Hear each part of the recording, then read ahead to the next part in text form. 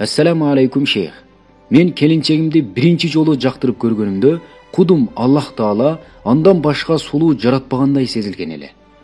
Анан сөйкө салганда башкалар дагы менин келинчегиме теңдүү көрүнө баштады. Ал эми үйлөнгөнүмдө келинчегимден башка дагы сулуу кыздар көрүндү. Үйлөнгөнүмдөн 3-4 жылдан кийин башка аялдар менин келинчегимден сулуу көрүнүп калды деп арызданат. Анда данышман сага мындан да өткөн маселени айтайынбы? Эгер бүт дүйнөдөгү аялдарга үйлөнсөң дагы көчөдөгү ит сага сулуураак көрүнөт, деди. Киши аябай таңыркап, эмне үчүн андай дейсиз? Анда данышман, себеби проблема аялыңда эмес. Проблема бул инсандын ички дүйнөсү карарып, жүрөгү сукулдап, көзү тунарып, Аллахтан уялууну унутуп калышында. Андай адамдардын көзүн кабырдын топурагы гана толтурат.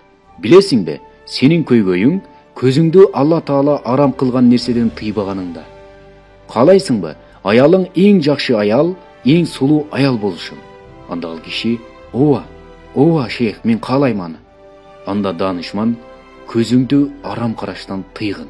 Ошондо кол алдыңдагы аялың эң сулуу, эң жакшы көрүнөт. Көзүңдү тыюуң жүрөгүңдө иман пайда кылат. Башкалар көзүңө жөнөкөй көрүнүп калат, деп жай гана жооп берди. Ошол үчүн эл арасында мындай сөз бар. Өзүңдүн аялың муздай, бирөөнүн аялы кыздай деген. Албетте, бирөөнүн аялы кыздай көрүнөт, эгерде көзүңдү сактабасаң.